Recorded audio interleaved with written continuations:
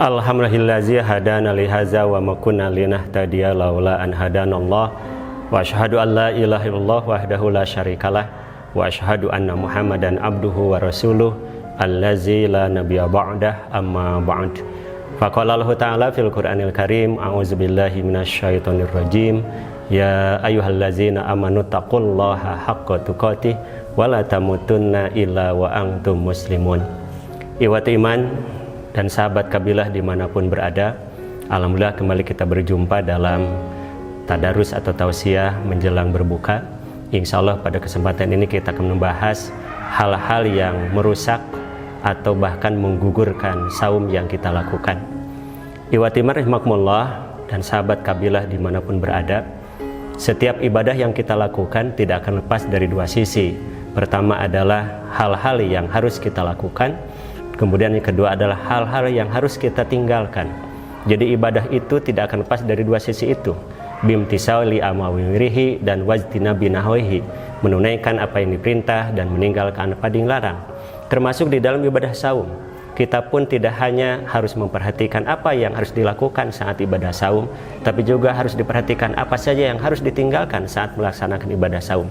Mengapa demikian? Karena Rasulullah SAW pernah memberikan tazkirah kepada kita semua dengan sabdanya.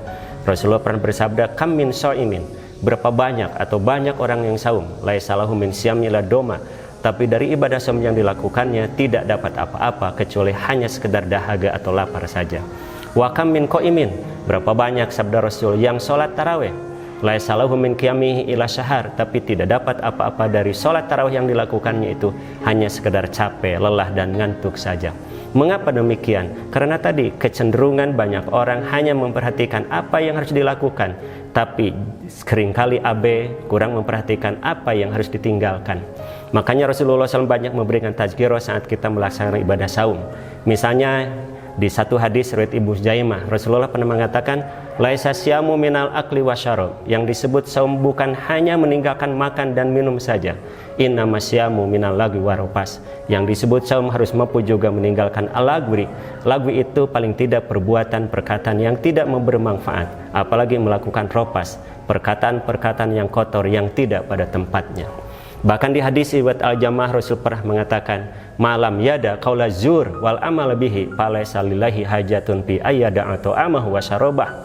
Rasulullah pernah mengatakan, malam yada qaula zur, barang siapa yang tidak mampu meninggalkan perkataan-perkataan zur, perkataan-perkataan kotor, perkataan-perkataan yang bisa menjadi sebuah kemaksiatan. Banyak perkataan-perkataan yang kategorinya perbuatan maksiat. Misalnya yang pertama adalah al-kizbu, bohong. Nah, saat di bulan Ramadan melaksanakan ibadah saum, hendaklah paling tidak kita meminimalkan, walaupun mungkin kita tidak bisa 100% sempurna meninggalkan apa yang disebut berkata bohong, tapi paling tidak kita minimalkan. Karena dengan ibadah saum yang kita lakukan itu percuma kalau kita masih berbohong, masih melakukan kedustaan. Al-kizbu ini, qaula zur, yang pertama adalah kizbu. Yang kedua adalah ghibah.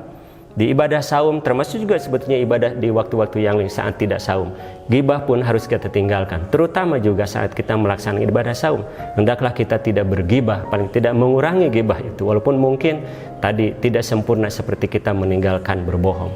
Yang ketiga adalah perkataan yang berbentuk namimah, yaitu memprovokasi orang lain agar bertengkar, agar terjadi perselisihan. Itu pun harus kita hindari, karena mungkin bagi kita begitu mudah melakukan bohong, melakukan ghibah, melakukan namimah, atau perkataan-perkataan yang menyakiti, perkataan yang berbentuk kedoliman. Itu pun jangan sampai kita lakukan, karena Rasul tadi menyebutkan malam yada qaula zur, barang siapa yang tidak mampu meninggalkan perkataan zur wal amal lebih, apalagi melakukannya, karena dengan perkataan itu bisa saja orang melakukannya. Nah, ini sabda Rasul, falaisa lillahi hajatun fi ayyada atau amhu wa syarabahu, maka bagi Allah itu tidak butuh orang itu meninggalkan makan dan minumnya. Oleh itu ikhwati sekali lagi perlu betul-betul kita perhatikan dalam beribadah kepada Allah, tidak hanya menunaikan apa yang diperintahkan, apakah yang wajib atau yang sunat. Seperti ibadah saum, waktu ibadah saum kita kan melakukan yang wajib saumnya, kemudian melakukan yang sunatnya, misalnya tarawehnya, sodakohnya, tilawah Quran dan lain-lainnya. Tapi jangan dilupakan, sekali lagi jangan diabaikan, adalah perkara-perkara yang harus kita tinggalkan saat melaksanakan ibadah saum. Tadi al-lagwi, perkataan, perbuatan yang tidak bermanfaat kita tinggalkan. Kemudian yang kedua adalah berkata yang jorok, ar-rafas. Kemudian hadis yang tadi al-jamaah Rasul mengatakan qaula zur wal amal bihi, perkataan-perkataan yang kotor yang menjadi sebuah kemaksiatan, bohong, namimah, memprovokasi, kemudian ghibah, menceritakan aib orang lain dengan maksud hasud, kemudian juga bisa saja perkataan-perkataan seperti qatat atau buhtan. Ini pun harus kita hindari. Insya Allah dengan meninggalkan perbuatan-perbuatan yang salah, perbuatan maksiat dalam ibadah saum kita akan betul-betul berkualitas. Jangan sampai sebagaimana peringatan Rasul hanya doma saja, hanya lapar dahaga saja yang kita peroleh dari salat tarawih, hanya sahar saja, lelah capek saja, tapi tidak bernilai apa-apa. Inilah yang harus kita perhatikan, perkara-perkara yang bukan hanya membatalkan saumnya saja, tapi membatalkan pahala saum atau nilai saum, bahkan merusaknya, sehingga saum kita tidak ada nilai artinya di sisi Allah Subhanahu wa ta'ala. Mudah-mudahan Allah melimpahkan kekuatan bagi kita sehingga kita mampu menunaikan ibadah saum dengan sebaik-baiknya, bukan hanya menunaikan apa yang Allah perintahkan, tapi juga meninggalkan apa yang dilarang untuk dilakukan di dalam ibadah saum. Insya Allah dengan demikian kualitas ibadah saum kita akan betul-betul terjaga, bernilai di sisi Allah, dan mudah-mudahan kita semua bisa memasuki surga Allah yang Allah janjikan masuk melalui pintu Rayyan, pintu yang hanya dimasuki oleh orang-orang yang bernilai, berkualitas di dalam ibadah saumnya, karena mampu menunaikan apa yang diperintah oleh Allah dalam ibadah saum dan juga mampu meninggalkan apa yang dilarang di dalam ibadah saum.